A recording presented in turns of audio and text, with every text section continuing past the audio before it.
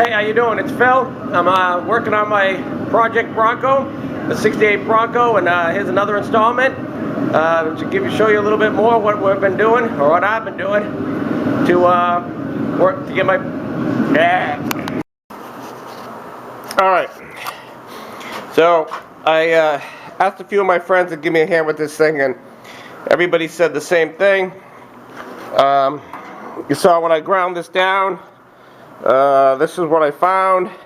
This patch under here, I was gonna just fill it in and try to make it better, but they're right. Rip it out, get all the Bondo out of this truck, and put a better patch in. And under here, I found that judging from the holes here, this square cutout, and holes here, which if I go around to the inside of the truck, you'll see where it's been patched once before here for those inner holes, and then the light's coming at us. Anyways, the inside. So, what I'm going to do is to make the necessary repairs, peel this back off, continue doing that, grind it down, and I'll show you a little clip of what I'm going to do, and then we'll button this whole thing up, and hopefully it'll look really good.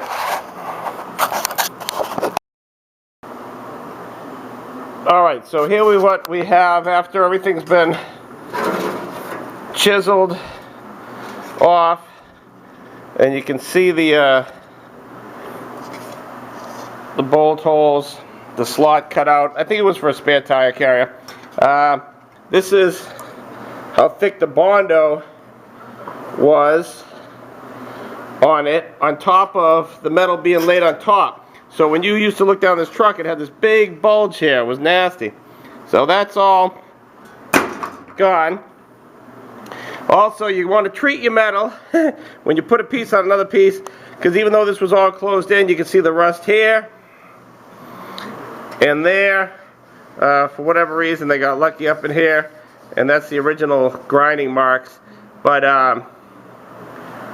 once I grind all this down, I will treat all this metal and prime it all up, and so we don't get this happening again. So the plan is to cut a whole section out here, weld the piece in from the back, because my skills aren't good enough to put it in flush. So I'm going to put it in from the back, and then put a piece on the inside, on top of that, on this, well, the outside part actually, which will make it flush, and then fill in with a nice skim coat. So, away we go. Alright, we're back again here.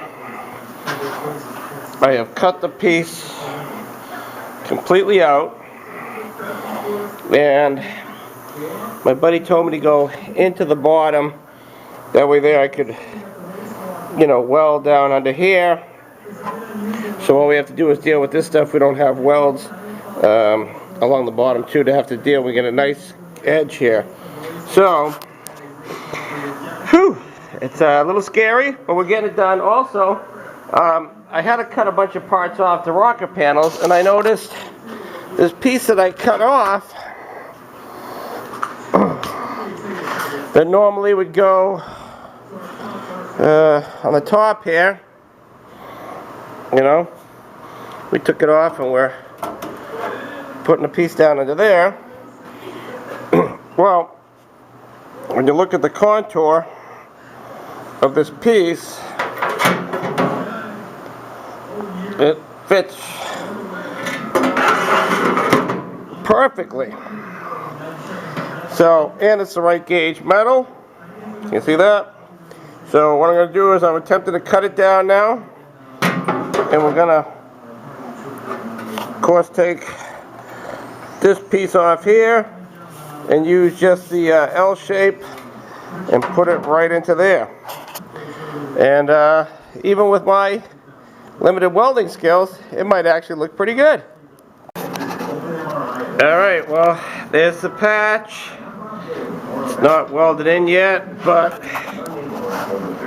it's kind of hard to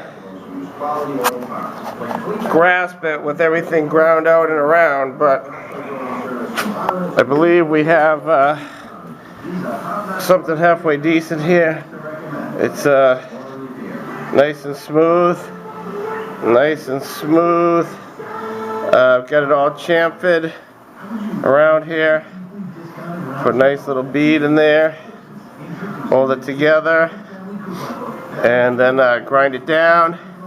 And then a nice little, just a little tiny skim coat. And that should be looking good. I don't know if the lights, oh wow, you put the light on it.